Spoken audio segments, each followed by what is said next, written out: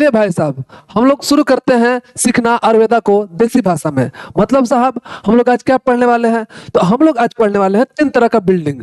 तीन तरह का बिल्डिंग जैसे साहब, जैसे कि हॉस्पिटल कैसा होना चाहिए और उस हॉस्पिटल को आयुर्वेदा में क्या नाम से पुकारा जाता है। दूसरा हम लोग देखेंगे कि बच्चा का हॉस्पिटल कैसा होना चाहिए, मतलब नवजात शिशु जो जन्म लेता है उसके लिए स्पेशल ट्रीटमेंट होता है, उसके लिए स्पेशल केयर चाहिए, तो उसको कौन सा हॉस्पिटल में रखेंगे और उस हॉस्पिटल का नाम क्या है। फिर हम लोग देखेंगे कि जो दवा बनता है साहब, जैसे हम लोग देखते हैं कि औषधि बनता है तो औषधालय होना चाहिए, तो उस औषधालय कैसा बिल्डिंग होना चाहिए उसके बारे में पढ़ेंगे हम लोग। और उसको औषधालय को हम लोग आयुर्वेद में क्या बोलते हैं ये भी जानेंगे। अल्टीमेट हम लोग तीन बिल्डिंग के बारे में पढ़ेंगे और उसका नाम भी जानेंगे कि आयुर्वेद में उसको क्या बोलते हैं साहब। फिर हम लोग क्या पढ़ेंगे साहब, हम लोग आगे पढ़ेंगे वमन क्या है। वमन तो आप लोग जानते ही हो, वोमिटिंग है। वमन क्यों कराया जाता है, उसके पहले क्या कराया जाता है, उसके पहले कोई पूर्व कर्म होता है साहब, तो उसके बारे में जानेंगे कि पूर्व कर्म कौन सा होता है। फिर ये भी जानेंगे कि वमन में कौन सा दवा यूज किया जाता है जिससे वमन कराया जा सके। ये भी आगे जानेंगे कि मतलब वमन कैसे पता चलेगा कि वमन सही से हुआ है कि नहीं हुआ है। अगर बाई चांस मान लीजिए वमन कम हो गया, मतलब जितना वमन कराना चाहिए था उतना वमन नहीं हुआ, तो उसके लिए क्या करेंगे साहब, है ना, उसका लक्षण क्या है, कैसे पता चलेगा कि हमको पता चलेगा कि भाई वमन हुआ नहीं जितना होना चाहिए था। दूसरा हो सकता है कि अति वमन हो जाए, मतलब आवश्यकता से अधिक हो जाए, तो हमको कैसे पता चलेगा साहब कि आवश्यकता से अधिक हो गया है, उसका क्या लक्षण है। अगर उसका लक्षण दिख गया तो हम क्या करेंगे, भाग तो नहीं जाएंगे साहब हॉस्पिटल छोड़ के या रोगी को छोड़ के, उसके लिए हम लोग इलाज करेंगे। तो उसका इलाज क्या है, तो हर एक प्रश्न का हम लोग बहुत अच्छे से आज के चैप्टर में जानेंगे। तो हम लोग शुरू करते हैं आज का चैप्टर। जैसे कि आप देख रहे हैं आज का चैप्टर का नाम है उपकल्पनीय अध्याय। भाई साहब क्या है, उपकल्पनीय अध्याय है। इस चैप्टर नंबर कितना है, 15 है साहब। ये चैप्टर नंबर 15 है और सूत्र स्थान का चैप्टर नंबर 15 है। तो पहला सवाल यही आ सकता है, ऑब्जेक्टिव सिंपल सा आ जाता है भाई। चैप्टर का नाम पूछ देता है कि चैप्टर जो है कौन सा स्थान में। जैसे आपको पता है पूरे आपका चरक क्षमता को बहुत सारे स्थानों में बांटा गया, शरीर स्थान हो गया, इंद्रिय स्थान हो गया, तो उसी तरह से सूत्र स्थान एक है। सूत्र स्थान के अध्याय नंबर 15 में ये उपकल्पनीय अध्याय है, जिसमें हम लोग हॉस्पिटल का स्ट्रक्चर देखेंगे, कैसा हॉस्पिटल होना चाहिए। फिर हम लोग वमन क्रिया पढ़ेंगे कि वमन क्रिया में क्या क्या प्रक्रिया हम लोग करते हैं, उसको क्यों जरूरत होता है, उसमें कौन सा दोष को हम लोग शांत करते हैं, हर एक प्रश्न का हम लोग इसमें हम लोग डिस्कस करते हैं। तो चलिए भाई सब स्टार्ट करते हैं। फर्स्ट चीज तो सब बोल रहा है को हॉस्पिटल, मतलब कि तीन तरह का हॉस्पिटल का नाम बताए थे। एक ऐसा कि मतलब जिसमें हॉस्पिटल में जिसमें इलाज होता है तो उसका कैसा होना चाहिए, हॉस्पिटल का मतलब डिजाइन कैसा होना चाहिए। फिर ये बताया था कि बच्चा का केयर होना चाहिए, जो बच्चा जन्म लिया साहब, तो ऐसा तो है ना कि सिंपल हॉस्पिटल में लेके जाओगे, उसके लिए स्पेशल ट्रीटमेंट चाहिए, तो उसके लिए कौन सा हॉस्पिटल है, उसका नाम क्या है। फिर तीसरा ये जानेंगे मतलब कि अगर दवा बनाना है तो दवा बनाने के लिए एक हॉस्पिटल की जरूरत होता है साहब। ऐसा तो नहीं है कि जहां मन तहां दवा बना दोगे, तो उसको दवा बनाने वाले के हॉस्पिटल का नाम रखेंगे। तो देखिए तीन हॉस्पिटल है। पहला हॉस्पिटल का नाम है आतुरालय। पहला हॉस्पिटल का नाम है आतुरालय। देखिए साहब आतुरालय, आतुरालय मतलब होता है हॉस्पिटल। आपसे सवाल पूछा जाएगा साहब कि आतुरालय मतलब हॉस्पिटल का जिक्र कौन से सूत्र स्थान में किया गया है, कौन सा अध्याय में किया गया है। तो याद रखिएगा चरक सूत्र स्थान चैप्टर नंबर 15 में। फिर से सुनिएगा, चरक सूत्र स्थान चैप्टर नंबर 15 में आतुरालय का डिस्कस किया गया है। आतुरालय मतलब हॉस्पिटल जिसमें यहाँ पे पेशेंट का ट्रीटमेंट होता है। फिर आपसे पूछा जाएगा कुमारागार। कुमारागार क्या होता है, उसको बोलते हैं NICU। NICU मतलब नियोनेटल इंटेंसिव केयर यूनिट। वहां पे नवजात शिशु को जो जन्म लिया है हाल में, मतलब अभी जन्म लिया है, तो उसको एक स्पेशल ट्रीटमेंट चाहिए, एक स्पेशल केयर चाहिए, तो उसके लिए हम लोग कुमारागार यूज करते हैं। कुमारागार एक समझो तो बिल्डिंग है, उस बिल्डिंग में हम लोग बच्चों का हम लोग क्या करते हैं, केयर करते हैं। तो बात आएगा कि इसके बारे में कहाँ जिक्र है, तो याद रखिएगा इसका बारे में जिक्र है चरक शारीर स्थान है। देखिए भाई साहब इस सूत्र स्थान था, ये क्या है, शारीर स्थान, अध्याय नंबर 8।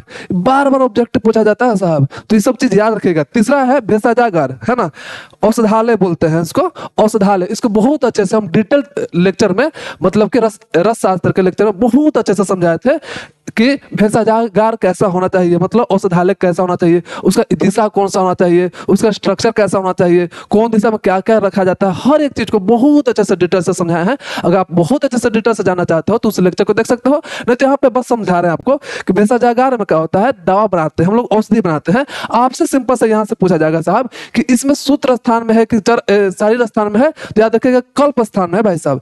चरक के कल्प स्थान अध्याय नंबर 1 में है। तो देखिए तीन ऑब्जेक्टिव बन सकता है। पहला क्या बनेगा कि आपका आतुरालय जो है कौन सा अध्याय में है, तो याद रखिएगा अध्याय नंबर 15 और सूत्र स्थान पे है। फिर आपसे पूछा जाएगा कुमारागार जो है कौन सा आपका स्थान में है, तो याद रखिएगा शरीर स्थान में अध्याय नंबर 8 में। फिर आपका भेषजागार जो है कल्प स्थान अध्याय नंबर 1 में। तो यहाँ से आपका 3 ऑब्जेक्टिव बन सकता है साहब, जो कि आपको बता दिए। अब आता है भाई साहब हॉस्पिटल कैसा होना चाहिए। तो ऐसा हॉस्पिटल होना चाहिए साहब जो डायरेक्ट हवा का कॉन्टेक्ट में ना हो। समझिए साहब, अगर मान लीजिए कि डायरेक्ट हवा के कांटेक्ट में होगा तो क्या होगा कि कभी आंधड़ आ गया, आंधड़ मतलब तूफान आ गया साहब, तूफान आ जाएगा तो क्या होगा कि बिल्डिंग गिर जाएगा, है ना। बिल्डिंग गिर जाएगा तो क्या, डॉक्टर मर जाएगा, आपका रोगी भी मरेगा, आपका जितना भी सामान है, इंस्ट्रूमेंट है, सब बर्बाद हो जाएगा। तो ऐसा नहीं होना चाहिए कि डायरेक्ट हवा के कांटेक्ट में हो। दूसरा साहब, दूसरा ये होना चाहिए कि ऐसा भी नहीं होना चाहिए कि हवा से पैक हो, हवा आए ही नहीं। तो हवा तो आए लेकिन ऐसे हवा आए कि आके बस चले जाए। फिर तो सुनिएगा साहब, ऐसे आए कि आके चले जाए। एक होता ना है कि ऐसे आई ऊ कि आके चली गई, वही मामला है साहब। ऐसा हवा है कि बस आके चला जाए, है। तो याद रखिएगा, यह लिखा है निवातम प्रवातिक के एक दशम, मतलब कि भाई साहब ऐसा होना चाहिए, ड्राफ्ट विंड नहीं होना चाहिए, मतलब कि ऐसा कि डायरेक्ट विंड आ रहा है, ऐसा नहीं होना चाहिए। कैसा होना चाहिए साहब कि वेंटिलेशन हो सके, वेंटिलेशन हो सके। वेंटिलेशन कब होगा कि एक खिड़की से आए और दूसरी खिड़की से वापस चला जाए। ये तीनों के तीनों बिल्डिंग ऐसा होना चाहिए। ऐसा नहीं बोल रहे हैं कि एक बिल्डिंग, तीनों के तीनों बिल्डिंग ऐसा होना चाहिए। देखिए यहाँ पर मेमोरी ट्रिक है क्या भाई साहब, जैसे हम लोग क्या देखे, अतुरालय देखे, कुमारागार देखे, भेषजागार देखे, तो बार बार आप हो सकते भूल जाओगे। तो इसलिए लिखा है क्या चीज, कुमार बीए निवात प्रवात देश में बैठा है। देखिए भाई साहब, कुमार मतलब कुमारागार, बी मतलब भेषजागार, ए मतलब अतुरालय। ये सब तीनों बिल्डिंग जो है आपका कैसे होना चाहिए, निवात प्रवात एक देश में होना चाहिए, मतलब कि डायरेक्ट हवा का कांटेक्ट में नहीं होना चाहिए, लेकिन हवा आपको वेंटिलेशन प्रोवाइड करे, ऐसा होना चाहिए। तो ये चीज आपको समझ में आया साहब कि क्या है। फिर देखते हैं हम लोग नेक्स्ट में बोल रहा है कि वाई वुमन फर्स्ट। हम आपको लेक्चर शुरू करने के पहले भी बता चुके थे, आपसे पूछे भी थे कि भाई साहब ऐसा क्यों है कि वमन को पहले कराते हैं हम लोग। जैसे कि आपको पता है पंचकर्म 5 को होता है, वमन होता है, विरेचन होता है, बस्ती होता है, नस्य होता है ना। तो ये सब चीज होता है। फिर लास्ट में होता है रक्त मोचन होता है। तो ये सब 5 कर्म में से हम लोग वमन ही क्यों फर्स्ट कराते हैं, विरेचन को क्यों नहीं फर्स्ट कराते हैं। तो इसका हम लोग जानेंगे कि क्यों वमन का कराया जाता है। इसके पहले ये भी समझो कि वमन के पहले कराया जाता है क्या, पूर्व कर्म। अब पूर्व कर्म में कौन कौन सा आता है, एक आपका स्नेहन आता है, अब एक स्वेदन आता है। दोनों चैप्टर को बहुत स्मूथली से हमने पढ़ा चुका है। तो आप अगर चाहो तो आप उसको पढ़ सकते हो, नहीं तो आप यहाँ भी देख सकते हो। सिंपल सा क्या बोला है कि वमन को क्यों फर्स्ट कराया जाता है। तो आप समझो कि वमन में होता क्या है कि कफ को निकाला जाता है। फिर सुनेगा, वमन में क्या होता है साहब, उसको कफ को निकाला जाता है। और कफ कहाँ होता है, मेनली तो होता है बहुत जगह, लेकिन हम लोग मेनली कहाँ पढ़ते हैं, फर्स्ट ईयर में कहाँ पढ़े थे। वमन होता है नाभि के ऊपर, छाती के आसपास। ठीक है साहब, नाभि के ऊपर, छाती के आसपास। और नाभि के आसपास कौन होता है, पीत होता है। और नाभि के नीचे क्या होता है, आपका वात होता है। तो आपका मेन जो है स्थान है। तो हम क्या कर रहे हैं कि वमन से कफ को निकाल रहे हैं। अगर आप बाय चांस मान लो कि विरेचन करा देते हो, तो विरेचन में क्या होगा साहब कि विरेचन में होगा क्या कि आपका कफ जो है नीचे चला जाएगा। अब देखो मान लो ऐसे एग्जांपल समझो कि एक नाली है, देखिएगा समझिएगा क्या प्रॉब्लम हो रहा है ना। इसलिए वमन करा रहे हैं फर्स्ट। ये देखिए नाली है, आपका फूड पाइप है ना। फूड पाइप से आगे की ओर नाली भी अंदर भी जाएगा। कहे कि अल्टीमेट क्या है, एलिमेंट्री कैनाल है। तो एलिमेंट्री कैनाल के थ्रू क्या होगा कि आपका जो कफ छाती के आसपास था वो नीचे चला जाएगा। कहाँ जाएगा, ग्रहणी में जाएगा। ग्रहणी मतलब इंटेस्टाइन में जाएगा। और इंटेस्टाइन में जाकर क्या करेगा, उसको पूरा ढक लेगा, उसको एरिया को पूरा ढक लेगा। और जब एरिया पूरा ढक जाएगा तो क्या होगा कि आने कोई सामान उसके अंदर आ नहीं सकता है। और जब सामान नहीं आएगा, मतलब कि फूड पार्टिकल अगर नहीं आएगा तो इंडाइजेशन का प्रॉब्लम हो सकता है। तो अल्टीमेट हम क्या कर रहे हैं कि ऐसा कोशिश करेंगे कि जो आपका छाती के आसपास जो कफ है उसको बाहर निकाल देंगे। आप एक एग्जांपल से समझो कि मान लो कि नाली है, ठीक है साहब, नाली है। अब मान लो कि यहाँ पर नाली में कुछ अटका हुआ है। क्या अटका हुआ है, कफ अटका हुआ है। समझो कि कफ अटका हुआ है। तो आपके पास 2 ऑप्शन है। एक ऑप्शन क्या है कि इसको नीचे लेके जाओ, है ना। और एक ऑप्शन क्या है, ऊपर लेके जाओ। तो अगर बाय चांस आप नीचे लेके जाना चाहोगे, मतलब विरेचन में क्या होता है, लैट्रिन कराना होता है। तो लैट्रिन कहाँ होगा, एनस से होगा, मतलब नीचे से होगा। तो अगर बाय चांस आप नीचे लेके जाओगे तो हो सकता है आगे जाकर फंस जाए। और जब आगे जाकर फंस जाएगा तो और ज्यादा कॉम्प्लिकेटेड होगा। ये तो आपका मुंह पर था ना भाई, तो मुंह पर किसी चीज निकालना आसान है, लेकिन जब बीच में जाकर फंस जाएगा तो उसको निकालना क्या है, बहुत मुश्किल है। तो इसीलिए हम लोग पहले वमन कराते हैं, क्योंकि उसको हम लोग बाहर निकालते हैं। किसको, कफ को निकालते हैं, है ना साहब। तो ये चीज देखिए लिखा हुआ है क्या कि पंचकर्म में स्नेहन स्वेदन के बाद देखिएगा, पहले बोला जाता है स्नेहन कराएंगे, फिर कराया जाता है स्वेदन। अब देखिए होता क्या है, पहले स्नेहन क्यों कराया जाता है, फिर स्वेदन क्यों कराया जाता है, बहुत अच्छे से हम समझाए थे लेक्चर में। अभी एक लाइन में समझो कि स्नेहन में क्या होता है कि भाई साहब आपका जितना भी है ना, कि स्नेहन में जो आपका दोष है, जैसे वात है, पित्त है, कफ है, तीनों दोष को ढीला करा जाता है। स्नेहन में सिंपल सा उसको ढीला करते हैं हम लोग। मतलब मान लीजिए यहाँ पे आपका दोष है, हो सकता है वात, हो सकता है पित्त, हो सकता है कफ, हो सकता है कहीं भी कुछ भी होता है।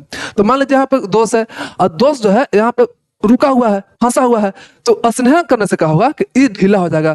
और ढीला हो जाएगा अब फिर कहेंगे स्वेदन, स्वेदन मतलब पसीना निकालेंगे। और जब इसको पसीना निकालेंगे मतलब कि इसको हीट करेंगे, तो हीट करेंगे तो क्या होगा, ये पिघल जाएगा। अब पिघल के कहाँ जाएगा, एलिमेंट्री कैनाल में। भाई साहब अल्टीमेट हमको एलिमेंट्री कैनाल में ही पहुंचाना है ना। और उसको बोलते हैं कोस्ट, है ना, कोस्ट में पहुंचाना है। और कोस्ट में क्या पहुंचाना है, तो कोस्ट में से पहुंच गया तो हमको क्या करेंगे, वमन से बाहर निकाल देंगे या फिर विरेचन से बाहर निकाल देंगे। तो वमन विरेचन से हमको बाहर निकालने के लिए हमको उसको पहले कोस्ट में लाना पड़ेगा, और कोस्ट में लाने के लिए हमको पहले स्नेहन करेंगे, फिर आपको स्वेदन करेंगे। तो आपका सवाल ये भी पूछा जा सकता है कि पंचकर्म के पहले कौन सा पूर्व कर्म कराया जाता है, तो उसमें दो होता है, और दोनों में से सबसे पहले स्नेहन और तब फिर विरेचन, और पंचकर्म से पहले आपका वमन। तो ये सब चीज याद रखेगा साहब। फिर देखिए क्या बोल रहा है आपका कि यही चीज बोल रहा है कि पंचकर्म में स्नेहन स्वेदन के बाद सबसे पहला काम क्या होता है, वमन कराया जाता है। लॉजिक क्या है इसके पीछे, तो लॉजिक बड़ा है, यदि पहले विरेचन करा दिया जाए तो क्या होगा, कफ आपका नीचे चला जाएगा, मतलब ग्रहणी में चला जाएगा, मतलब कि इंटेस्टाइन में चला जाएगा। इंटेस्टाइन में जाकर उसको क्या कर लेगा, ढक लेगा। और ढकने के बाद क्या होगा, हो सकता है मंदाग्नि हो जाए। मंदाग्नि हो जाएगा तो क्या, इंडाइजेशन का प्रॉब्लम होगा, अच्छा से खाना पचेगा नहीं। अग्नि अगर आपका तीव्र रहेगा तभी तो आपका डाइजेशन होगा साहब। जैसे सिंपल से अग्नि मारो गोली, आप समझो HCl, आप HCl समझते हो ना। अगर HCl को मान लो कि उसका एसिडिक नेचर आपको क्या हो जाएगा, बढ़ जाएगा, या सॉरी कम हो जाएगा, मतलब बेसिक कैरेक्टर ज्यादा हो जाएगा, बेसिक नेचर बढ़ जाएगा। तो क्या होगा, कोई डाइजेशन अच्छा से नहीं कर पाएगा। एसिड जितना ही अच्छा रहेगा तब उतना ही ना आपको डाइजेशन होगा, उतना ही ब्रेक डाउन कर पाएगा। तो यही चीज बुरा मंदाग्नि हो गया। मंदाग्नि मतलब जितना अग्नि निकलना चाहिए था उतना अग्नि नहीं निकल रहा है। ठीक है, तो यहाँ तक आपको समझना है भाई कि हमको वमन कराना मेरा नेसेसरी ही है, इसीलिए वमन फर्स्ट कराते हैं। ऐसे नहीं है कि चार मन किया कि भाई पहले वमन करा दो।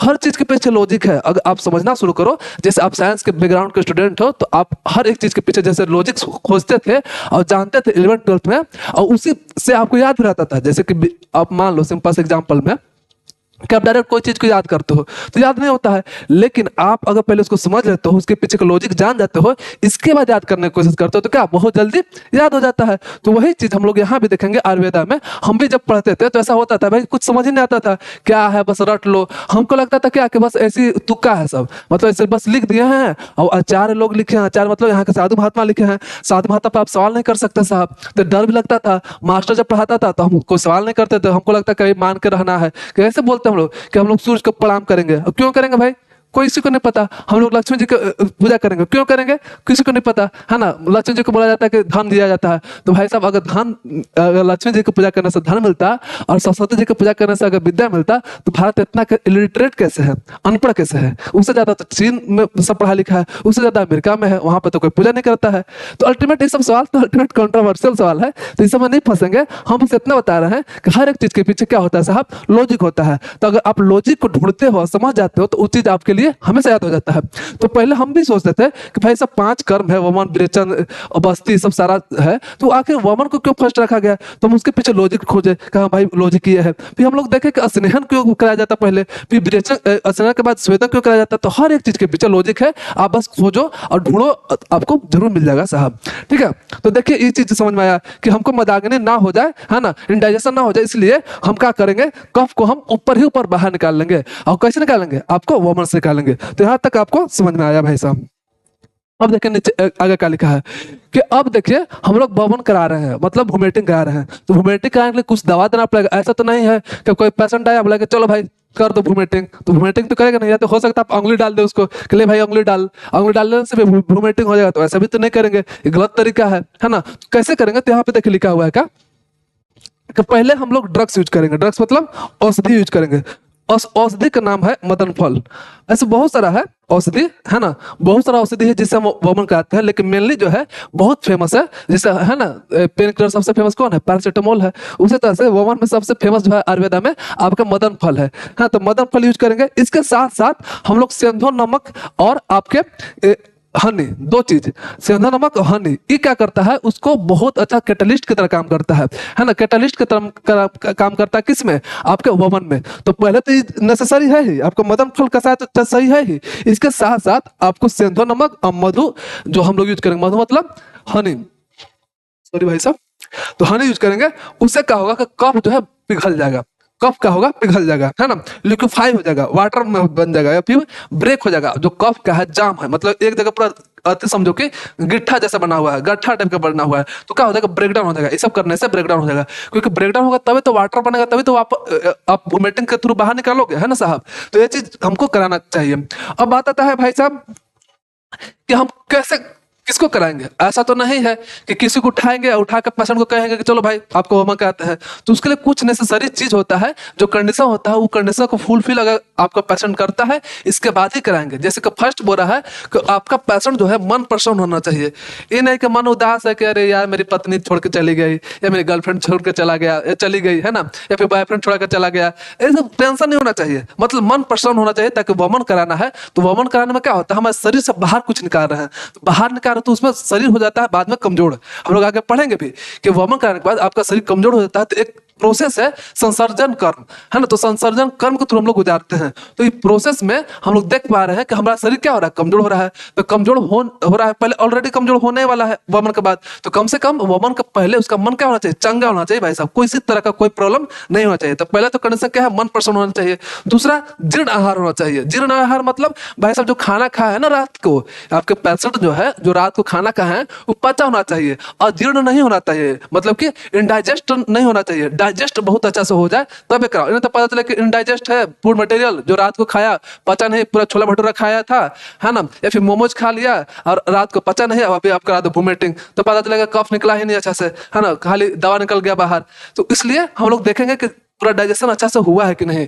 फिर तीसरा क्या है कि प्रातः काल, ऐसा नहीं कि कभी भी, देखिए आयुर्वेद में देखिए कितना प्रिसाइज है हर एक चीज। मतलब समझो कि डायरेक्शन, टाइम, पेशेंट का स्टेटस मतलब बलवान है, कमजोर है, मध्यम है, उसका हाइट कैसा है, हम लोग जानते ही हैं। प्रकृति जो होता है, वात प्रकृति, पित्त प्रकृति, कफ प्रकृति, मतलब हर एक चीज एक तरह से बोलो तो ऐसा इलाज करते हैं, पर्सनलाइज इलाज करते हैं हम लोग में। मतलब कि पर्सन टू पर्सन वेरी करता है, ऐसा नहीं है कि उसको भी पैरासीटामोल दे दो उसको भी पैरासीटामोल दो। इसमें होता है पर्सनलाइज इलाज भाई साहब, कि भाई आप ऐसे हैं, आपका प्रकृति ऐसा, तो आपका इलाज ऐसे होगा। ताकि इसे तो बोला जाता है कि आयुर्वेद में क्या होता है, जड़ से रोग खत्म हो जाता है। जड़ से रोग इसलिए खत्म होता है कि हम उसके काउज पे इफेक्ट करते हैं, मतलब काउज को जाके सीधा अफेक्ट मारते हैं, मतलब उसको तोड़ते हैं। और काउज जब टूट जाएगा तो क्या होगा, काउज से ही एक्शन होता है, तो एक्शन ही खत्म हो जाएगा। तो इसी को बोलते हैं हम लोग जड़ से पूरा रोग को खत्म कर दिए। तो आपका तीन चीज होना चाहिए साहब, पहला मन प्रसन्न होना चाहिए, दूसरा जीर्ण आहार होना चाहिए, जो खाना खाया है रात को वो पचा होना चाहिए, और तीसरा सुबह का समय होना चाहिए। फिर है वह चीज जो VVI बहुत है, जो यही चीज बोला है कि अगर अजीर्ण है, मतलब कि अजीर्ण मतलब कि इनडाइजेस्ट है, मतलब कि डाइजेशन अच्छा से नहीं हुआ है, तो बहुत बोला गया है कि भाई वर्जित है, कभी मत कराओ, कॉम्प्लिकेशन हो सकता है। तो कल के डेट में आप डॉक्टर बनोगे तो इसका बहुत ध्यान रखिएगा कि ऐसा करने से आप कभी मत कराइएगा साहब, ठीक है। तो ये चीज आपको समझ में आया। फिर देखिए हम लोग साइन, मतलब कि जैसे कि आप मान लीजिए दवा तो दे दिए साहब, है ना, दवा दे दिए मदन फल, उसके साथ सेंधव नमक मिला दिए और फिर हनी भी मिला दिए, अब उसको दे दिए। अब देने के बाद अब रोगी को आप देख रहे हैं भाई साहब कि क्या हो रहा है, तो रोगी को आप देखेंगे कौन कौन सा लक्षण जो है दिख रहा है उसमें, जिससे हमको पता चलेगा कि भाई इसका जो है कफ जो है कहाँ जा रहा है। तो जिसमें हम देखेंगे स्टेटस मतलब कफ कहाँ से कहाँ जा रहा है। अल्टीमेट हमको करना क्या है कि कफ जो कहीं जाम है तो उसको हमको पिघलाना है, पिघलाने के बाद कहाँ लेके जाना है, उसको लेके जाना है कोष्ठ में, और कोष्ठ से हम लोग आपको वमन कराना है। तो ये प्रोसेस कैसे पता चलेगा, आप पेशेंट को देखोगे तो पेशेंट को देख के पता चलना चाहिए ना कि भाई प्रोसेस हो रहा है कि नहीं। तो प्रोसेस में हम लोग 4 प्रोसेस देखेंगे। पहला क्या है, देखिए पहला लिखा हुआ आपका श्वेत प्रादुर्भाव। श्वेत प्रादुर्भाव मतलब भाई साहब, मतलब कि पेशेंट का अगर पसीना निकलने लगा है, मतलब कि ऐसा नहीं कि डर के से, ऐसा नहीं कि डॉक्टर के डर से पसीना निकलने लगे कि भाई सब काहे करा रहा है, मदन फल दे रहा है, आपको हानि दे रहा है, आपको क्या संदेह नमक दे रहा है, कर क्या रहा है भाई। तो डर से नहीं, वो आपके दवा के इफेक्ट से अगर उसके अंदर से पसीना निकलने लगा तो उससे क्या समझोगे, उससे समझोगे कि इसका जो कफ था वो पिघलने लगा। सवाल आता है साहब कि कैसे कैसे हम लोग बता सकते हैं कि इसका जो है, देखिए लिखा क्या है, साइन ऑफ दोष मूवमेंट, मतलब दोषा कैसे कैसे मूवमेंट करते उसका साइन क्या है। तो फर्स्ट क्या है कि अगर शरीर से पसीना आने लगा पेशेंट का, तो आप सिंपल से समझोगे कि इसका जो है साहब दोष जो है पिघलना शुरू किया। तो देखिए यही लिखा हुआ है कि श्वेत प्रादुर्भाव, श्वेत प्रादुर्भाव मतलब कि दोष पिघल रहा है। दूसरा आता लोम हर्षण, लोम हर्षण मतलब घूस बोलते हैं ना, रुक जाइए भाई साहब, लगता है कि फोकस उड़ा गया यार, माफ करना भाई, बार बार फोकस गड़ा जाता है। खैर आपका फोकस नहीं गड़बड़ाना चाहिए, आपका फोकस यही होना चाहिए, है ना। ऐसे दिख रहा होगा, बस थोड़ा सा सुंदर कम दिख रहे होंगे, हैं भी ऐसे सुंदर कम, ऐसा नहीं कि बहुत ज्यादा सुंदर है। सुंदर तो नहीं बोल सकते, हैंडसम बोल सकते हैं ना भाई साहब, तो हैंडसम नहीं है तो ऐसे ही है। अल्टीमेट हम लोग फोकस देख रहे थे, हाँ माइक भी सही है, ना तो पता चलता है कि माइक गड़ा गया बीच बीच में। खैर हम लोग बात कर रहे थे साहब कि पहले क्या हुआ कि आपका आपका संवेदन प्रादुर्भाव हुआ। संवेदन प्रादुर्भाव मतलब कि आपका स्वेटिंग हुआ। स्वेटिंग हुआ तो हम लोग समझे क्या कि जो दोस्त है पिघलना शुरू किया। फिर दूसरा हम लोग देखे लोमहर्ष। लोमहर्ष मतलब कि जैसे होता है ना साहब कि जैसे ठंडा में देखोगे कि जितना भी रोंगटा खड़ा हो जाता है ना, रोंगटा खड़ा हो जाता है। या फिर आप कभी कभी बाई चांस मान लो कि लाइफ में पहली बार लड़की को छुए हो गए, छुए इन द सेंस हाथ पकड़े हो गए प्यार से, ऐसा नहीं कि जबरदस्ती पकड़ लिया, थप्पड़ भी लग जाएगा आपको, है ना।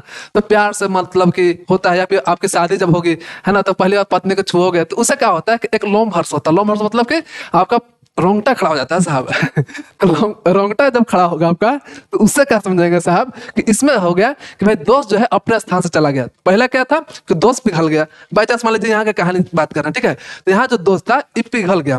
पिघल गया तो हम लोग समझेंगे कि अगर स्वेदन हुआ तो पिघल गया। इसके बाद अगर रोंगटा खड़ा हो गया, लोमहर्ष हो गया, है ना, तो उससे हम लोग समझेंगे कि यहाँ से दोस्त जो है चलना स्टार्ट किया। कहाँ जाएगा? घरे नहीं, आपका कोष्ठ में जाएगा, है ना। तो दूसरा हुआ भाई साहब लोमहर्ष। तीसरा है कुक्षी आत्मान। और कुक्षी आत्मान में क्या होता है कि स्टमक जो है फूल जाता है। अब भाई साहब कोई चीज आपको कोष्ठ में आएगा, पेट की तरफ आएगा तो पेट क्या होगा? फूल जाएगा। स्वाभाविक सी बात है, खाना खाते हो तो क्या होता है, थोड़ा सा पेट फूल जाता है ना। तो उसी तरह से अगर आपका पेट फूला हुआ दिखे, देखे तीसरा स्टेप में पहुंच गए।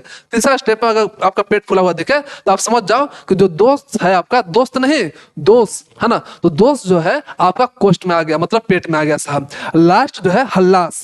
हल्लास मतलब क्या होता है भाई साहब कि मतलब मुंह में पानी आ जाता है। देखो ध्यान से देखिएगा आप लोग, जब भी आपको वोमिटिंग हुआ होगा ना तो उसके पहले क्या मुंह में पानी आ जाता है। क्यों? क्या कि उसको आपको अल्कलाइन करता है मुंह को। अल्टीमेट आपके अंदर से थोड़ा सा हो सकता है एसिडिक चीज निकले, तो उसको बचाने के लिए मुंह जल ना जाए उसके लिए क्या करता है, लार निकालने लगता है आपका मुंह, है ना। लार ग्रंथि से आपका क्या होता है, लार निकलता है। तो हल्लास में क्या होता है, मुंह में पानी आने लगता है, लाला सराव बोलते हैं उसको, मतलब कि लार का सराव होने लगता है। इसके बाद हो जाता है वोमिटिंग। तो चार स्टेप है जो बहुत अच्छे से समझे हम लोग। स्वेदन प्रादुर्भाव में क्या होता है, आपका पसीना निकलता है, उससे आपका दोस्त पिघलना स्टार्ट करता है। फिर आपका लोमहर्ष में क्या होता है भाई साहब, लोमहर्ष में आपका दोस्त जो होता है अपने जगह से चल देता है। और आपका कुक्षी आत्मान में क्या होता है कि पेट में पहुंच जाता है आपका दोस्त, मतलब कि कोष्ठ में पहुंच जाता है। और हल्लास में क्या होता है कि जो वमन के थ्रू आपका दोस्त बाहर निकल जाता है भाई साहब। तो इस तरह से आप समझे कि भाई साहब कैसे कैसे मूवमेंट होता है और उसका लक्षण क्या क्या है।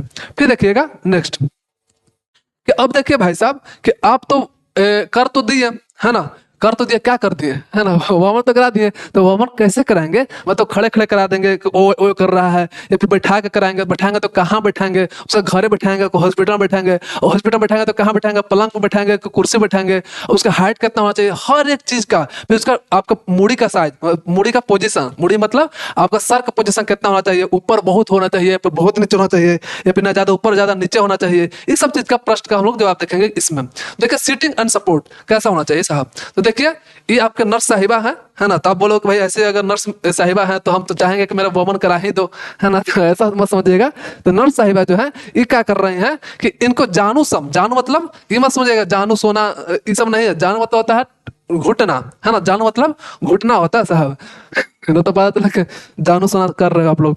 तो जानू सा मतलब कि घुटना के बराबर आप उसको क्या करोगे, बिठा दोगे। देखो घुटना के बराबर क्या होगा, भाई साहब बैठ गए हैं।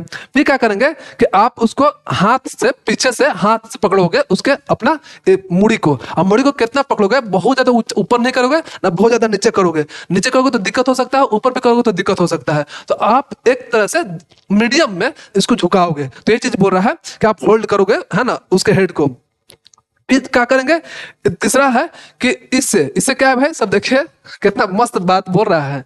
क्या बोल रहा है साहब कि इससे क्या करेंगे कि कमल का फूल से उसको गुदगुदी करेंगे, है ना, कमल के फूल से उसके इधर साइड गुदगुदी करेंगे। तो गुदगुदी होगा तो क्या होगा, मतलब जो भी होगा तो होगा, लेकिन मतलब वोमिटिंग होगा उससे, है ना। तो ये भी एक तरह का तरीका है। तो तीन तरीका हम लोग देखे। पहला क्या, जानूसम मतलब कि उसके ठेगुना तक उसको बिठा देंगे। दूसरा क्या करेंगे, उसके पीछे से पकड़ेंगे, है ना, मुड़ी को। ऐसा नहीं पकड़ेंगे धर के नीचे कर दिए गुस्सा में। तो ऐसा भी आपके असिस्टेंट नहीं होनी चाहिए, मतलब कि नर्स नहीं होनी चाहिए एकदम गुस्से घर से गुस्सा होकर के आई है, आप पेशेंट के धर के पकड़ के नीचे मुड़ी कर दी, ऐसा भी नहीं होना चाहिए। धर के ऊपर मुड़ी कर दी, ऐसा भी नहीं होना चाहिए। लड़ाके नहीं होने चाहिए, मतलब सब भी होने चाहिए। हम लोग पढ़े भी हैं, है ना, चतुष्पाद में पढ़े हैं ना, 4 चतुष्पाद होता है, 4 पिलर होता है। चिकित्सा का, है ना, चिकित्सा का चार चतुष्पाद होता है। चारों चतुष्पाद के बाद जैसे भेषक होता है, भेषक मतलब कि डॉक्टर साहब होते हैं, फिर औषध होता है, आपका मेडिसिन होता है, फिर आपके परिचारक होता है जो कि आपकी नर्स हो सकती है, और लास्ट रोगी होता है। तो सबका अपना अपना गुण होता है, तो वो गुण परिपूर्ण करे, मतलब वो गुण उसके अंदर होगा तभी बोलेंगे कि भाई नर्स आप बनने लायक है, नहीं तो फिर नहीं बनने लायक है। तो खैर, तो ऐसी नर्स होनी चाहिए। तो क्या करेगी, टिंकल करेगी, मतलब गुदगुदी करेगी, है ना, थ्रोट के साइड, मतलब इधर साइड, उसे क्या होगा, आपका वमन होगा। फिर बात यही चीज बोल रहा है, पोजीशन वार्निंग बोल रहा है कि ना ज्यादा बहुत ऊंचा होना चाहिए, ना बहुत ज्यादा नीचा होना चाहिए। तो ये चीज हम लोग समझ गए। नेक्स्ट देखते हैं हम लोग। अब आता है भाई साहब कि पता कैसे चलेगा। अब अमन तो कर लिया साहब, है ना, ओए ओए हो गया। अब ओए ओए तो हो गया, लेकिन पता कैसे चलेगा कि सही से हुआ है। अब सही से हुआ मतलब हमको क्या करना था, हमको कफ को बाहर निकलना था। हमको पता कैसे चलेगा कि कफ निकल गया है, बढ़िया से निकल गया है, वमन बहुत अच्छा से हो गया है। तो आप समझो कि होता क्या है कि इसमें देखो क्या बोल रहा है कि पहले लाला स्राव होना चाहिए। लाला स्राव मतलब कि लार निकलना चाहिए। जैसे वोमिटिंग स्टार्ट हो गया ना साहब, तो उस समय पहला जो है आपका लार निकलना चाहिए। तो पहला साइन क्या है कि अगर लार निकले, देखिए स्टेप वाइज ही होना चाहिए, आगे पीछे होगा तो दिक्कत है। पहले लार निकलना चाहिए। दूसरा क्या है, जो आप औसत दिए थे, मतलब मदन फल दिए थे, मदन फल भी निकलना चाहिए। तो आप बोलोगे भाई देखेंगे, तो हाँ भाई साहब, आप डॉक्टर होने वाले हो तो आपको ये सब देखना पड़ेगा, लैटरिन, वोमिटिंग, ये सब आपको देखना पड़ेगा। टॉयलेट भी देखना पड़ता है साहब, लैटरिन भी देखना पड़ता है, मतलब स्टूल देखना पड़ता है, स्टूल जांच होता है। तो आपको हर एक चीज देखना पड़ेगा। तो देखना पड़ेगा कि हाँ भाई साहब, इसका पहले लार निकला, इसका क्या हुआ, इसका औसत निकल गया, जो औसत दिए थे हम लोग मदन फल, मदन फल भी निकल गया।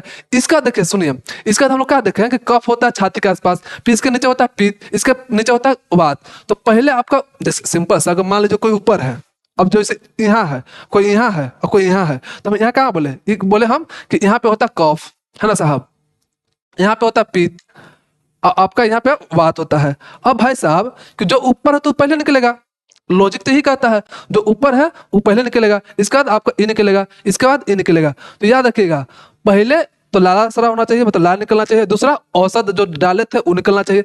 तीसरा स्टेप में आपका कफ निकलना चाहिए। चौथा स्टेप में आपका पित्त निकलना चाहिए। लास्ट में वात निकलना चाहिए। वात यह सूचक कर देता है, यह सूचना देता है, यह इंडिकेट करता है कि आपका जो है वमन बहुत अच्छे से हो चुका है। तो ये चीज लिखा हुआ है। तो बाद में पता चलता है भाई कि पता कैसे चलेगा कि कफ निकला है। ये भी डाउट आता है कि भाई कैसे पता चलेगा कफ निकला है, कैसे पता चलेगा पित्त निकला है ना। चार्ट को तो देखेंगे नहीं, है ना, तो इसलिए याद रखिएगा कैसे पता चलेगा। तो यहाँ देख लिखा है, पहले तो समझिए, पहले तो लाला सराव होना चाहिए, मतलब लार का सराव होना चाहिए। दूसरा औसत निकलना चाहिए। तीसरा बोल रहा है कि आपका कफ निकलना चाहिए। और कफ कैसे पता चलेगा कि अगर वोमिटिंग में आपको सफेद गाढ़ा चिपचिपा दिखे, सफेद गाढ़ा चिपचिपा दिखे, अब बात सही भी है, गाढ़ा होना चाहिए, चिपचिपा होना चाहिए। आप पढ़े होगे ना कफ का गुण, तो कफ का गुण भी होता है, कफ का गुण से मिलता जुलता है। तो हमको समझ में आया कि भाई कफ निकला। अब पित्त कैसे पता चलेगा, उसमें पीला या हरा दिखाई देगा, पीला या हरा दिखाई देगा आपको, जो मटेरियल जो निकल रहा है, तो समझ में आ जाएगा कि भाई क्या है, ये पित्त निकल रहा है। और वात कैसे पता चलेगा भाई साहब, कि वात में मतलब क्या होता है कि आराम से झागेदार टाइप के, है ना, झाग वगैरह निकलने लगे। लास्ट में झाग थोड़ा सा निकलेगा तो उससे समझ आएगा कि जो है वात निकल गया है और वमन क्या हो गया, पूरा हो गया है, मतलब वोमिटिंग आपका पूरा हो गया है। अब देखिए भाई साहब क्या लिखा है, जनरल साइन। अब कैसे पता चलेगा भाई कि आपका जो है अच्छा से वमन हो गया है। पहले तो ये तो देख लिया साइन कि पहले क्या क्या, पहले निकलना, लार चाहिए निकलना, फिर दवा निकलना चाहिए, फिर कफ निकलना चाहिए, फिर पित्त निकलना चाहिए, फिर वात निकलना चाहिए। तो ये तो हो गया। मेनली मतलब जनरली कैसे पता चलेगा, तो जनरली में लिखा है क्या कि आपका bolt occur eight right time, मतलब कि सही समय पर होना चाहिए। ये नहीं कि आप दे दिए दवा और 1 घंटा तक इंतजार करो कि यार अब तक वोमिटिंग नहीं हुआ। टाइम पे होना चाहिए भाई साहब, है ना, तो तभी बोले कि वोमिटिंग अच्छा से हो रहा है। फिर दूसरा बोल रहा है कि इसके बाद वोमिटिंग के बाद शरीर हल्का होना चाहिए। कहीं कि कफ से क्या होता है भाई, आपको पता है, कफ अगर आपका बॉडी में रहेगा तो आपका क्या बॉडी होगा, भारी हो जाएगा। तो भारी नहीं लगना चाहिए। अब जब कफ निकल गया तो क्या होना चाहिए, हल्का होना चाहिए साहब। तो अगर हल्का होगा तो समझ गया कि भाई हाँ वोमिटिंग जो है बहुत अच्छा से हुआ है। तो यहाँ समझ में आ गया है ना। तो ये सब चीज लिखा हुआ है। फिर देखते हैं नेक्स्ट। नेक्स्ट में है कि हम लोग क्वांटिटी कैसे रखेंगे, शुद्धि का मान। मतलब कि देखो हम लोग बोले थे ना कि पर्सन टू पर्सन डिपेंड करता है हम लोग का इलाज, है ना, पर्सनलाइज इलाज करते हैं हम लोग, किसमें, आयुर्वेदा में करते हैं हम लोग पर्सनलाइज इलाज। तो हम लोग डिपेंड करता है पर्सन टू पर्सन कि किसको कितना वोमिटिंग कराना है। उसके आधार पर 3 तरह का वोमिटिंग दिया है। मतलब कैसा लेवल, पहला लेवल क्या है साहब, पहला लेवल है कि प्रवर। प्रवर मतलब बहुत ज्यादा वोमिटिंग कराएंगे। वोमिटिंग कितना कराएंगे, 2 प्रस्त, है ना। और 2 प्रस्त मतलब कि एक तरह का यूनिट है, अमाउंट का यूनिट है। 2 प्रस्त आई थिंक बोलो तो 2 2 लीटर के आसपास होता है, 1.5 लीटर से लेकर 2 लीटर के आसपास होता है साहब, ठीक है। तो 2 प्रश्न कराएंगे, या फिर बोलो तो 8 वेग, 8 वेग मतलब 8 बार कराएंगे, मतलब वोमिटिंग हुआ, फिर वोमिटिंग हुआ, फिर वोमिटिंग हुआ, इस तरह से 8 बार कराएंगे। फिर आता है मध्यम, मध्यम मतलब कि सिंपल सा बीच बिचवा, है ना, बोलते हैं बीच बिचवा वाला मामला है, तो ये 1.5 प्रश्न कराएंगे, या जिसको बोलते हैं 6 वेग। तो आपसे सवाल बस इतना पूछा जाएगा कि आपका क्वांटिटी ऑफ मतलब शुद्धि का मान जो होता है 3 होता है। पहला आपका प्रवर है, दूसरा मध्यम है, और तीसरा ओवर, और मतलब लो होता है, जिसमें 1 प्रश्न कराएंगे, या फिर बोलो तो 4 वेग कराएंगे। ये सब आगे हम लोग देखेंगे कि इसी बेसिस पर हम लोग प्लान करेंगे। क्या प्लान करेंगे? खाना, मतलब कि क्या खाना देना चाहिए, कैसे खाना देना चाहिए, हम लोग आगे जाके पढ़ेंगे जब ना, तो हम लोग आगे जो पढ़ने वाले हैं तो उसमें ससर्जन कर्म जो बोलते हैं, ससर्जन कर्म में देखेंगे कि कौन सा, अगर मान लो प्रधान कराए है ना, तो प्रधान का अलग ससर्जन कर्म होता है, अलग आपका डाइट प्लान होता है ना, मध्यम का अलग डाइट प्लान होता है, तो सबका डाइट प्लान अलग होता है। इस कैसे डिसाइड करेंगे? डिसाइड हम इसके आधार पर करेंगे कि आप रोगी को किस तरह से वमन कराए हो। तो ये चीज आपको समझ में आ गया साहब कि 3 तरह का क्वांटिटी के हिसाब से होता है। अब देखिए भाई साहब, अब डॉक्टर तो हो बन गए, है ना, अब इलाज किए, अब अभी नए नए डॉक्टर हैं, है ना, अभी आपको बहुत अच्छा से इलाज करने आता नहीं है, या हो सकता है गलती भी हो जाए, हो सकता है रील्स देख रहे हो आप, है ना, बहुत अच्छा डॉक्टर है, रील्स देख रहे हो, या हो सकता है अपने वाइफ से बात कर रहे हो, या हो सकता है बेटा से बात कर रहे हो, अल्टीमेट आपका ध्यान इधर उधर हो सकता है। तो उससे क्या हो सकता है कि 2 कंडीशन हो सकता है। एक तो सम्यक देख लिया, सम्यक मतलब कि बेहतरीन आपका वोमिटिंग हो गया जैसे वोमिटिंग होना चाहिए था, और सम्यक का साइन भी देख लिया कि पहले लाला सा हो रहा था, फिर औसत नहीं कर रहा था, फिर कफ नहीं कर रहा था, फिर पित्त नहीं कर रहा था, फिर लास्ट में वात नहीं कर रहा था साहब। लेकिन प्रॉब्लम तब होता है जब आपका वोमिटिंग हो ही ना अच्छा से, या हो सकता है बहुत ज्यादा वोमिटिंग हो जाए, तो पता कैसे चलेगा, है ना, ये भी फिर से बात आता है, पता कैसे चलेगा कि वोमिटिंग अच्छा से नहीं हुआ है? तो वो तो देख लिया कि वोमिटिंग अच्छा से हुआ तो सब साइन हो गया, ठीक ना। तो पता क्या चलेगा अब कौन सा साइन है जिससे हमको पता चलेगा कि आपका अयोग मतलब कि वोमिटिंग हुआ है, जितना होना चाहिए उतना नहीं हुआ है। तो इसमें देखिए क्या बोल रहा है अयोग का, अयोग क्या बोल रहा है भाई साहब कि आपका अगर सिर्फ और सिर्फ मेडिसिन आए, जो आप मदन फ्लॉ दिए थे ना, जो मदन फ्लॉ आप दिए थे रोगिया को, वो सिर्फ और सिर्फ उसमें क्या हुआ कि दवाई आया, ठीक ना, उसमें सिर्फ क्या आया, दवाई आया है, और इसके साथ आपको कफ निकलबे नहीं किया, है ना, कफ का रंग बताया था ना कि वैसा रंग होना चाहिए, पित्त का वैसा होना चाहिए, कफ वात का ऐसा होना चाहिए, तो सब हुआ ही नहीं, तब बोले कि भाई अयोग हो गया भाई साहब, जितना होना चाहिए था उतना नहीं हो पाया। फिर आपका शरीर क्या भारी का भारी रह गया, वात को जैसे उसका शरीर क्या था भारी था साहब, अभी भी कह रहा कि यार अभी भी भारी लग रहा है, क्या डॉक्टर साहब है, का ही इलाज किया है ना, तो अल्टीमेट क्या हो गया, अयोग का प्रॉब्लम हो गया भाई साहब उसका। या फिर हार्ट इंप्योरिटी हो गया, हार्ट में जो उसका इंप्योरिटी जो पहले से था, मतलब हार्ट मतलब इन द सेंस समझो कि उसका दिल क्या था, भारी था, दिल भारी था, ऐसा नहीं कि दुख था, मतलब कि कफ ज्यादा था, तो कफ क्या दिल्ली के आसपास तो है ना भाई साहब, तो उससे क्या होता दिल भारी हो गया, है ना। तो बात आता है कि भाई साहब अयोग, तो हमको पता चल गया कि अयोग है, मतलब कि जितना होना चाहिए था उतना नहीं होगा। तो हम क्या डॉक्टर, तो क्या मास्टर हम ऐसा कर दे क्या कि फिर से वो मन दे दे उसको घी, सॉरी आपका हनी और सिंधु नमक मिला के दे दिए फिर से, क्या ऐसा कर दे क्या? तो बोले कि भाई साहब नहीं, ऐसा करवो मत कीजिएगा, तो पिटा जाइएगा साहब, है ना। तो फिर क्या करें साहब? तो आप समझिए अगर अयोग हो गया तो आपको फिर से स्टार्ट करना पड़ेगा। जस्ट लाइक यूपीएससी देखे हो, सुने हो यूपीएससी का एग्जाम, यूपीएससी एग्जाम में क्या होता है, पहले ऑब्जेक्टिव का होता है, फिर आपका सब्जेक्टिव अच्छी होता है, रिटर्न होता है एग्जाम, फिर लास्ट में इंटरव्यू होता है। अगर बाय चांस मान लो कि ऑब्जेक्टिव वाला क्लियर हो गया, आपका सब्जेक्टिव मतलब रिटर्न जो है फेल कर गए, तो फिर कहाँ से स्टार्ट करोगे? सब्जेक्टिव से नहीं, फिर से आपको ऑब्जेक्टिव से स्टार्ट करना पड़ेगा। बाय चांस मान लो कि आप इंटरव्यू में जाकर फेल कर गए, तो इंटरव्यू में फेल कर तो ऐसा मत सोचो कि भाई साहब अब तो खाली इंटरव्यू तो फेल किया ना, 2 गो तो पास कर देगा तो अगला बार खाली इंटरव्यू देंगे, नहीं, फिर से शुरू करना पड़ेगा। जस्ट लाइक सांप सीढ़ी वाला मामला है। तो अगर आपका वमन फेल कर गया तो आपको शुरू से शुरू करना पड़ेगा। शुरू से कहाँ? पूर्व कर्म से। पूर्व कर्म कहाँ से?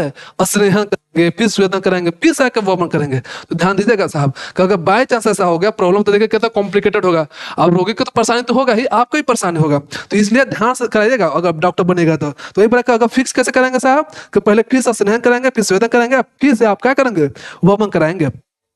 ठीक है, तो ये सब चीज समझ में आया। अब आता है कि बहुत ज्यादा वमन करा दिया, या फिर ऐसा होगा कि कुछ ज्यादा ही आप औषधि दे दिए, है ना, मदन फल को ज्यादा ही दे दिए, उसको पसंद आ गया पेशेंट को कि भाई थोड़ा सा आओ, है ना, 1 ग्राम और दे दीजिए साहब, तो दे दिए उसको, या फिर लुका के खा गया, है ना, छुप के खा गया, तो ऐसा भी हो सकता है। या फिर कुछ भी प्रॉब्लम हो गया जिससे अति योग हो गया। तो पहले बात है तो अति योग का सिम्टम्स कैसे पता कैसे चलेगा? तो बोल रहा है क्या कि रक्त में प्रोती हो जाएगा, मतलब झागेदार रक्त हो जाएगा उसका। और इसके बाद क्या होगा कि यहाँ तक होता है कि उसका वोमिटिंग जब करेगा ना तो उसमें रक्त आने लगता है ना। तो इस सब चीज अगर प्रॉब्लम हो रहा है, अगर ऐसा चीज हो रहा है, उसका बर्निंग वगैरह भी होने लगेगा अति में पेट के आसपास, तो उस जब प्रॉब्लम होगा तो आप समझ जाओ कि ये जो हो गया अति आपका क्या हो गया, वमन हो गया। तो ये सब चीज लिखा है कि फेनिल रक्त जो है, फ्रोथी ब्लड जो है ये आने लगता है, ठीक है ना साहब।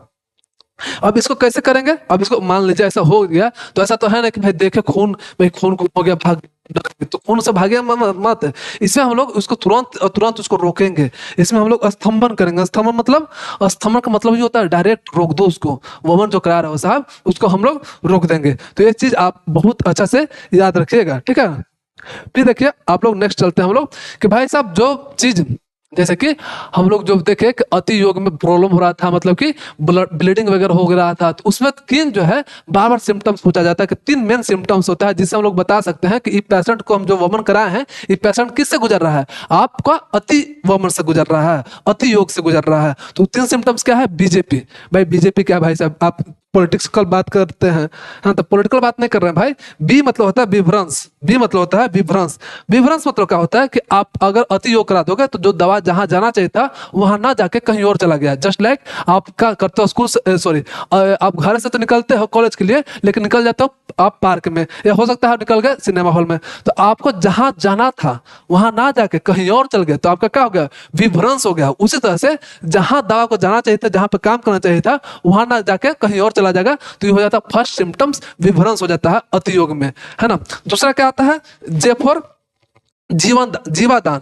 अब भाई साहब देखते हो ना कि रक्तदान जीवन दान कहलाता है, रक्तदान ही जीवन दान है। तो दूसरा होता है जीवादान। जीवादान में क्या होता है कि एक्सेस ब्लीडिंग होने लगता है ना, पेशेंट का एक्सेस ब्लीडिंग होने लगता है, तो इसे समझोगे क्या कि आपका अतियोग है। अब बी पर क्या होता है, परिकर्तिका। अब परिकर्तिका क्या होता है कि आपका एनस के आसपास, भाई साहब एनस के आसपास क्या होता है, बहुत दर्दनाक दर्द होता है।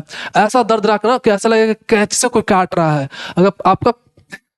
अगर आपका एनस के आसपास कोई कैचेस काटे तो हालत खराब हो जाएगा साहब, है तो वैसा अगर फीलिंग होने लगे, अगर पेशेंट बोले कि डॉक्टर साहब सुनिए ना, हमको एक तो आप शर्माएगा, है ना, लेकिन शर्माते हुए आपके पास आया, आप बोला कि साहब देखिए ना हमको मतलब एनस के पास मतलब पिछवाड़ा जो है हमारा वो बहुत कैंची जैसा काट रहा है, तो आप समझ जाओगे कि भाई हम तो गलती कर दिए, इसको तो अतियोग हो गया। तो आपको जल्दी से उसको क्या करेंगे, स्तंभन करेंगे भाई साहब, मतलब उसको रोक देंगे। तो तीन जो है सिम्टम्स याद रखिएगा बीजेपी के फॉर्म में, ठीक है। नेक्स्ट देखते हैं भाई साहब, आपकी जगह भाई साहब बीच में लाइट कट गया था, है ना, लाइट फिर नहीं कटा था, बार बार माइक का जो होता है ना बैटरी खत्म हो जाता है बार बार, तो पता ना क्या प्रॉब्लम है भाई। तो थोड़ा सा फिर से स्टार्ट करते हैं, मतलब जहां से छोड़ा थे, मतलब जहां से साउंड ब्रेक किया वहां से फिर से स्टार्ट करते हैं। तो हम लोग जो है वमन तो कर लिए थे, वमन के पूर्व कर्म के बारे में हम लोग पढ़ चुके थे, वमन के बाद का कर्म देख रहे हैं। तो वमन के बाद क्या करेंगे, तो उसमें हम लोग फर्स्ट देखे थे धूमपान कराएंगे। धूमपान में क्या होता है साहब कि आप औषधीय धुआं कराते हैं, है ना, औषधीय धुआं करा के आप पेशेंट को केयर करते हो, मतलब कि सुरक्षा प्रदान करते हो, तो उसी को धूमपान बोलते हैं, है ना। इसका संसर्जन कर्म भी करते हैं, जिसको आप डाइट प्लानिंग कर सकते हो, जो कि आगे पढ़ेंगे। अभी समझो क्या कि हम लोग धूमपान कराएंगे। धूमपान कब कराते हैं, अब वमन कराने के बाद, वमन कराने के पहले नहीं कराएंगे। और धूमपान मतलब ऐसा मत समझिएगा कि आप मतलब तंबाकू पिलाना है आपको पेशेंट को, ये मत सोचिएगा। तो पता चला कोई नशेड़ी आया आपका पेशेंट, अब बोला डॉक्टर साहब थोड़ा सा धूमपान करा दीजिए ना, आप उसको तंबाकू दे दीजिए, तो ऐसा नहीं कराइएगा, ठीक है। तो धूमपान मतलब क्या होता है, इसके पहले आप पहले वास करो, है ना। वास मतलब भाई साहब जैसे मान लीजिए साहब कि आप उसको क्या करा है, वमन कराए हो, तो वमन कराए हो गए तो क्या होगा, उसका चेहरा वगैरह पर बहुत सारा चीज पड़ गया होगा वमन करते वक्त, मतलब चेहरा पूरा लेट गया होगा, मतलब गंदा हो गया होगा। तो ऐसा तो नहीं है कि कर के वमन आपके पास आता है कुर्सी के बगल में बैठ जाता है, तो ऐसा नहीं होना चाहिए साहब, है ना। तो उसको बोलोगे क्या कि आप पहले हाथ पैर धो के आओ, है ना। तो हम लोग पहले क्या करेंगे, उसको हाथ पैर को धुलाएंगे, मतलब पूरा फेस वगैरह भी धुला देंगे, यहाँ तक कि फेयर लवली भी लगवा लेंगे, है ना, ताकि सुंदर दिखने लगे। अब फिर क्या करेंगे, कंफर्ट करेंगे पेशेंट को।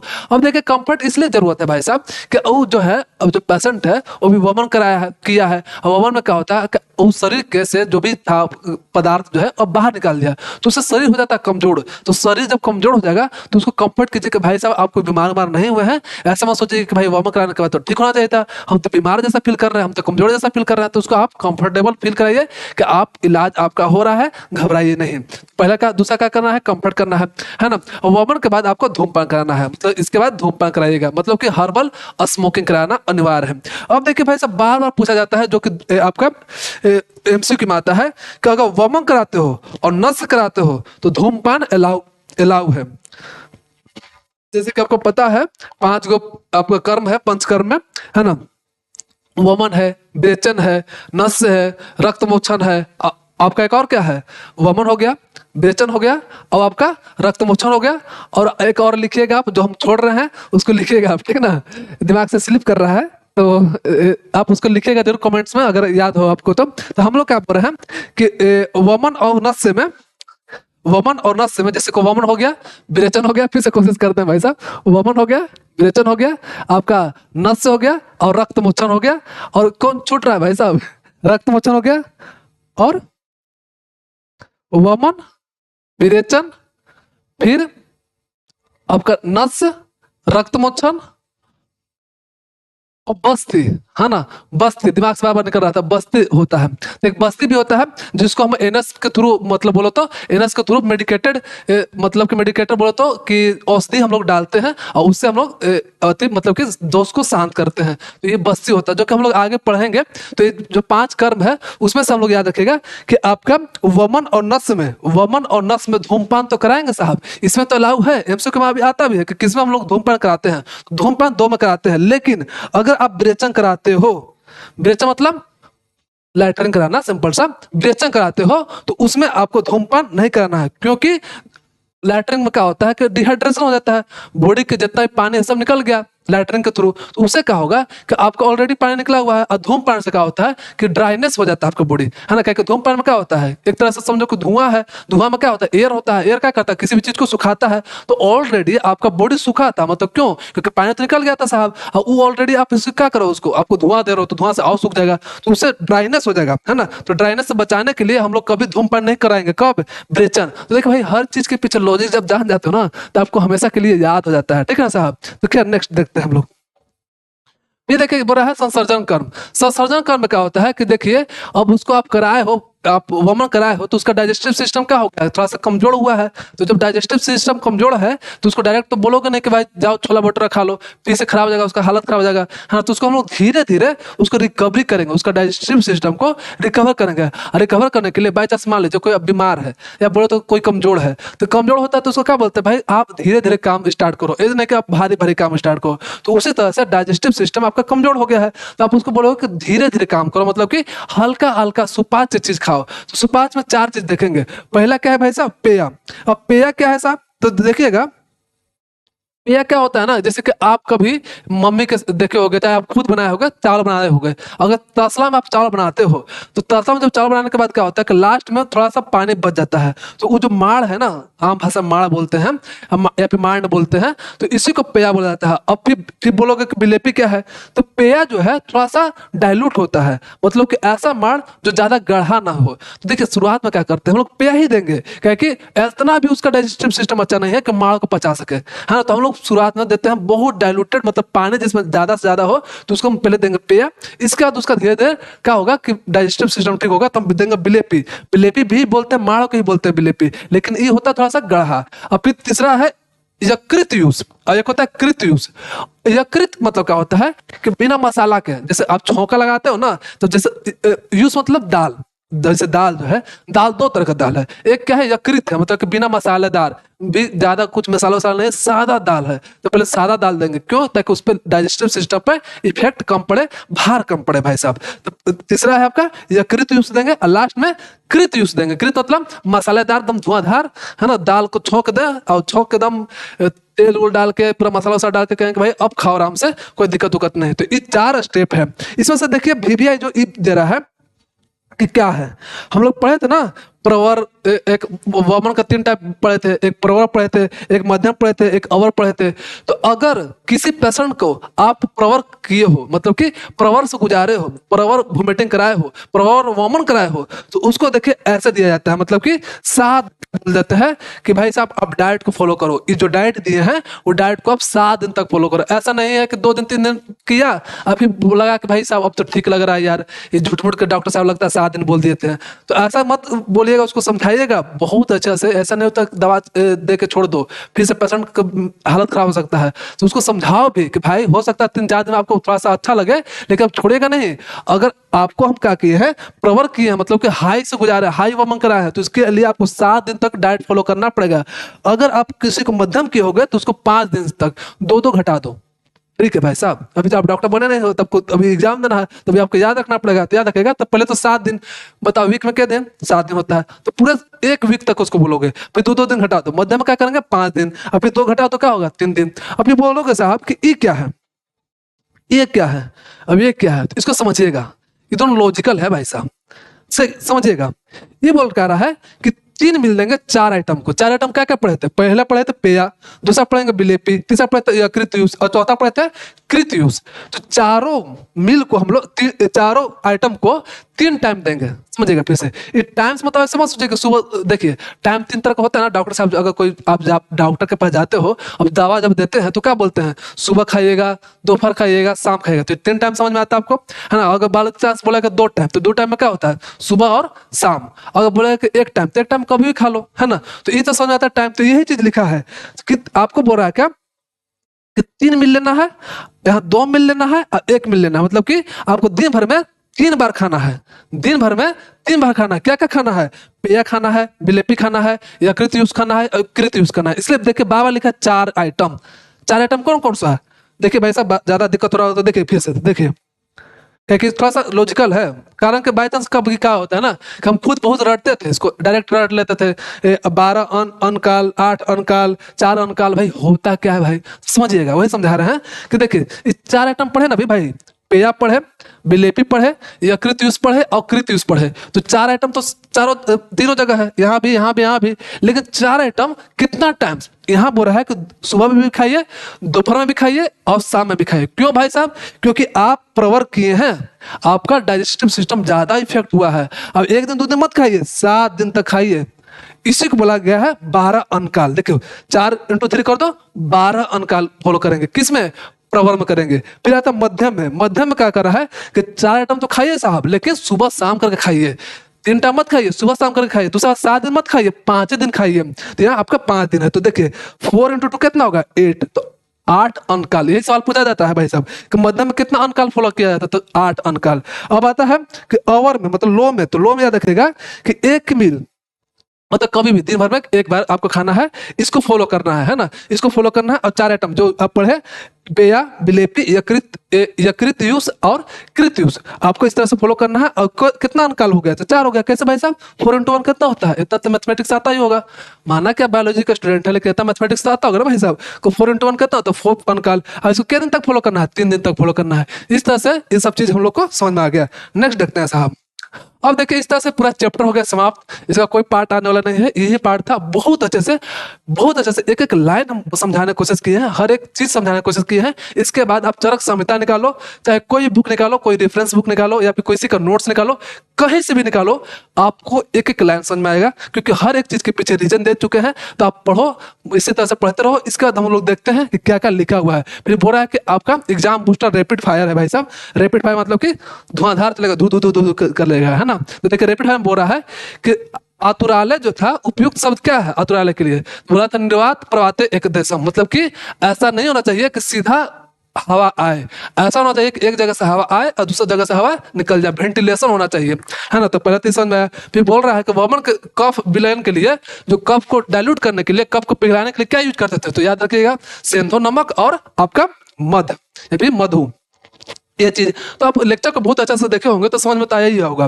फिर लोमहर्षण, लोमहर्षण में क्या दर्शाता है, लोमहर्षण में होता था कि दोस्त अपने स्थान से चल दिए। पहले था पसीना, अगर पसीना नहीं कर रहा है तो क्या समझेंगे कि आपका दोस्त क्या होगा, पिघल रहा है। फिर लोमहर्ष होगा तो क्या समझोगे कि आपका जो है, आपका क्या बोलते हैं, दोस्त जो है अपने स्थान से चल दिए, किधर, कोस्ट की तरफ। अगर आपका पेट फूल गया तो क्या समझोगे कि वो कोस्ट में आ गया है। अगर लार निकलने लगा तो क्या समझोगे कि अब जो है वोमिटिंग होने वाला है। तो 4 स्टेप था भाई साहब। फिर अतियोग का क्या अति है, मुख्य लक्षण, तो फेनिल रक्त मतलब फ्रोती ब्लड निकलने लगा तो बोलोगे कि भाई अतियोग हो गया है ना। और उसको करते हैं हम लोग, उसको थोड़ा सा बोलते हैं भाई रोक दो, है ना, अब काम को बंद करना है। तो ये चीज समझ में आ गया भाई साहब। फिर देखिए कॉमन मिस्टेक है जो आप अवॉइड कीजिएगा। हमको नहीं लगता भाई साहब इतना अच्छा से पढ़े होगे तो आपको कॉमन मिस्टेक होगा, लेकिन फिर भी देखते हैं क्या क्या कॉमन मिस्टेक है। अभी टाइम इसलिए डिस्कस कर रहे हैं तो ये सब डिस्कस करते नहीं साहब, बस लिखा हुआ रहता बस पढ़ने के लिए बोल देते हैं। तो इसमें बोल रहा है क्या कि वमन देते हैं अजीर्ण में। तो भाई साहब अभी बोले भाई साहब कि अगर डाइजेशन अच्छा से नहीं हुआ है तो आप वमन नहीं कराओ, है ना, तो वमन मत कराइएगा, है ना। पहले उसको डाइजेशन को बोलिएगा ठीक कीजिए, या फिर ये भी ध्यान दीजिएगा कि बाई चांस मान लीजिए कि वमन करा रहे हो तो ऐसा वमन मत कराइएगा, कोई चांस मान लीजिए कोई बीमारी है ना, तो कोई बीमारी अगर हो है उसका तो पहले उस बीमारी को ठीक करेंगे, इसके बाद वमन कराएंगे। तो वमन तभी करेंगे जब स्वस्थ हो, जब प्रसन्न हो। सब चीज का डिस्कस कर चुके हैं तो इसका चीज का ध्यान रखिएगा। फिर क्या करता है सब हेड पोजीशन इग्नोर करता है। हेड पोजीशन जैसे मन तैसे रख देता है, कभी ऐसे रख देगा पेशेंट, कभी ऐसे रख देगा पेशेंट, ओ कर रहा है, तो ऐसे नहीं भाई साहब, दम एक पोजीशन होना चाहिए, ना ज्यादा ऊपर ना ज्यादा नीचे, है ना। और तो ज्यादा होगा कि कमल का फुलवा को क्या कर देते हैं, गुदगुदा देते हैं, तो ये सब चीज होना चाहिए। फिर क्या करता है संसर्जन कर्म को छोड़ देता है आदमी। जो बोले ना कि पेशेंट क्या होता है, बोलता है कि भाई अब तो ठीक हो गया, अब क्या कराना है, तो संसर्जन कर्म को बोलिएगा कि भाई कि मत छोड़ना, तो बहुत मारेंगे हम, है ना। तो ये सब चीज को समझिएगा, याद रखिएगा, ठीक है। फिर देखिए 7 दिन का जो प्लान था, 8 दिन का प्लान था। अभी देखिए सिंपल सा समरी है, समरी देख लीजिए कि कौन कौन सा समरी में मतलब क्या क्या पढ़े पूरा चैप्टर को। ये चैप्टर पूरा एक पेज में है लिखा हुआ, तो आप एक बार आप जब पढ़ लगो मतलब कि 5 मिनट में चाहे 2 मिनट में आपका रिवीजन बहुत अच्छा से हो जाएगा। इस तरह से आज का लेक्चर हो जाता है भाई समाप्त। और इसी तरह से आप पढ़ते रहिए और मचाते रहिए। और दूसरी बात, आप डरिए मत, मतलब देखते हैं कि ज़्यादा कमेंट तो खैर नहीं है, नया नया चैनल है, कोई कमेंट में नहीं आता, कोई खास लाइक नहीं आता है, ना भी उतना है। लेकिन एक जो है मतलब आप मेरे सब्सक्राइबर जो है वो पूछे थे कि सर आप प्रीमियम सब्सक्रिप्शन लाइए या बोलो तो पेड सब्सक्रिप्शन वाला लाइए, पेड बैच लाइए, है ना। तो पेड बैच लाने की जरूरत नहीं है भाई साहब। मेरा उद्देश्य सिंपल से ये है, जो हमको प्रॉब्लम हुआ है आयुर्वेदा में, है ना, हम कोशिश तो किए थे एमबीबीएस में जाने का, एमबीबीएस में नहीं गए, तो आयुर्वेदा हमको चुना है, ऐसा हमको मानना है। तो जब आयुर्वेदा चुना है तो आयुर्वेदा को बेहतरीन तरीके से पढ़ेंगे और पढ़कर आपको तक पहुंचाएंगे, मतलब कि आप भी बहुत अच्छा से पढ़ो ताकि आप इलाज कर सको। तो मेरा उद्देश्य सिंपल सा है कि फ्री ऑफ कॉस्ट आराम से पढ़ते रहिए। अगर बाय चांस कभी फ्यूचर में, है ना, बहुत दिन के बाद अगर ऐसा लगेगा कि भाई हमको पेड बैच लाना चाहिए, कह के आपको भी पता है कि सब चीज़ का कॉस्ट होता है, तो अगर ऐसा हमको लगेगा तो ये इतना याद रखिएगा भाई साहब कि आपको जितना मार्केट में जितना आपका प्राइस चल रहा है उस प्राइस से बहुत कम प्राइस में आपको इस चीज उपलब्ध होगा। बस क्यों? क्योंकि मेरा सिंपल सा उद्देश्य है भाई साहब कि आप जो है आयुर्वेदा को बहुत अच्छे से लॉजिकली तरीके से पढ़िए। ऐसे मत पढ़िए कि एग्जाम की दृष्टि से पढ़िए कि भाई एग्जाम में आ रहा है तो पढ़ लो, एग्जाम के टाइम पढ़ो, ऐसा नहीं, मजे से पढ़िए। जैसे कि बाकी सब चीज आप विषय पढ़े थे, जब आप साइंस पढ़े थे, है ना, साइंस में आप बायोलॉजी पढ़े, आप केमिस्ट्री पढ़े, फिजिक्स पढ़े, तो उसमें मजा आता था। क्यों? क्योंकि आपको समझ में आता था। लेकिन आयुर्वेदा क्या है, समझ में नहीं आता है। क्यों? एक तो प्रॉब्लम होता है लैंग्वेज बैरियर, लैंग्वेज बैरियर को तोड़ना होता है, तो लैंग्वेज बैरियर को हम लोग तोड़ने की कोशिश करेंगे। इसीलिए मेरा थीम जो है आयुर्वेदा को देसी भाषा में सीखने का, तो देसी भाषा में सिखाने की कोशिश करते हैं। डे टू डे लाइफ के एग्जाम्पल लेते हैं, थोड़ा बहुत फनी वर्ड यूज करते हैं ताकि आपको चीजें समझ में आए और आप जो कल के डेट में जब डॉक्टर बनो तो आप इलाज बहुत अच्छे से करो। ऐसे पढ़ते रहो, मचाते रहो लाइफ में। तब तक के लिए धन्यवाद।